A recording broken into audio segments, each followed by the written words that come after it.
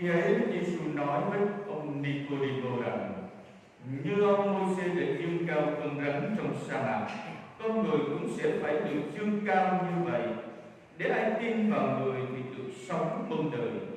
Thiên Chúa yêu thế gian đến nỗi đã ban con một, để ai tin vào con của người thì khỏi phải chết, nhưng được sống muôn đời. Quả vậy, Thiên Chúa sai con của người đến thế gian, không phải để lên án thế gian, nhưng là để thế gian nhờ con của người mà được cứu độ.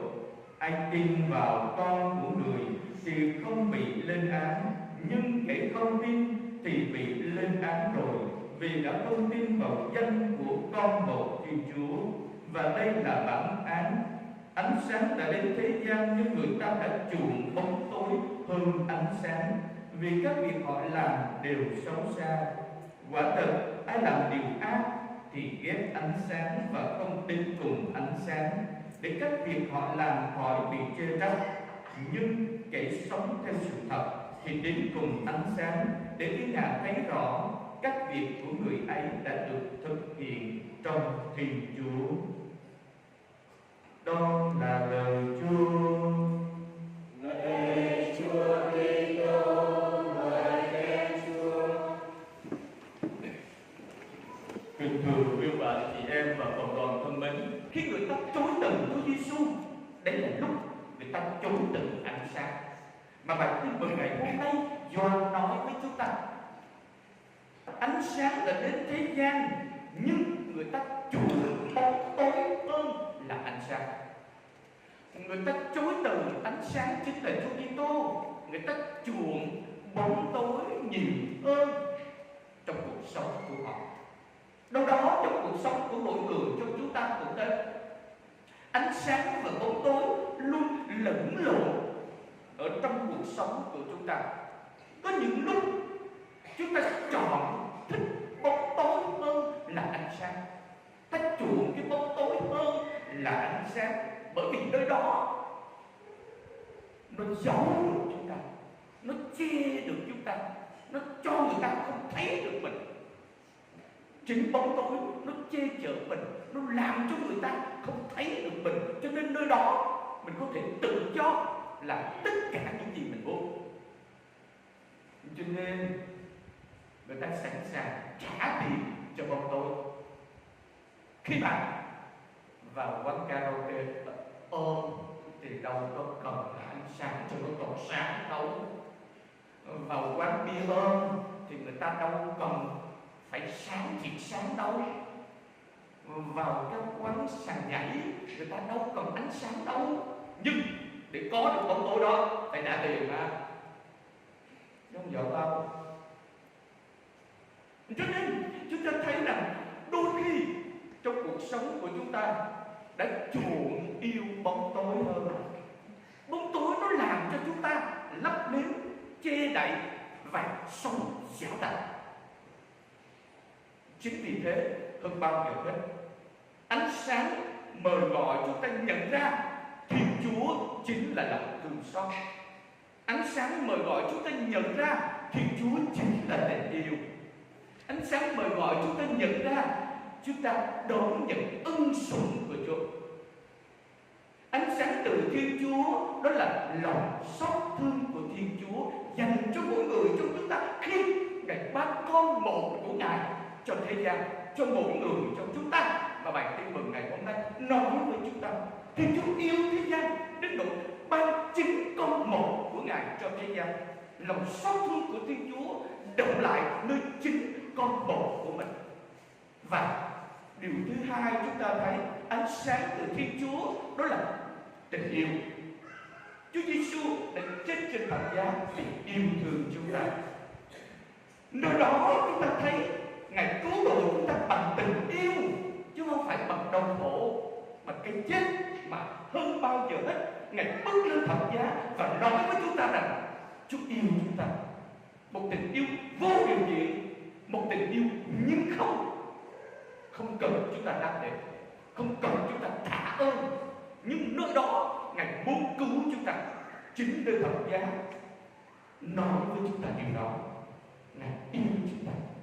Và hơn bao giờ hết, Đức ông Y Vun Tông Sinh Ngài nói rằng nơi chứng thập giá, Chúa Giêsu đã nói đến tận đáy lòng của mình với Cha của mình rằng xin Cha tha thứ cho những người đã đồng tình con.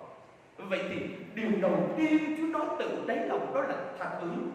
Và nhưng để có thể tha thứ được thì hơn bao giờ hết, Chúa Giêsu phải đông đầy cái cõi lòng và con tim của mình một tình yêu vĩ đại lớn lắm, thì mà Ngài mới có thể tha thứ cho chúng ta và tha thứ cho những người đâm đến Ngài. Điều thứ ba chúng ta thấy ánh sáng từ Thiên Chúa, đó chính là ân sủng. Ân sủng không ngừng thúc đẩy chúng ta, mời gọi chúng ta thay đổi và mời gọi chúng ta sống ngay lành, mời gọi chúng ta yêu thương, mời gọi chúng ta đáp trả bằng chính lòng yêu thương của chúng ta với anh chị em của mình khi ta đón nhận tình yêu từ Chúa Cha, Chúa Con và Chúa Thánh Thần.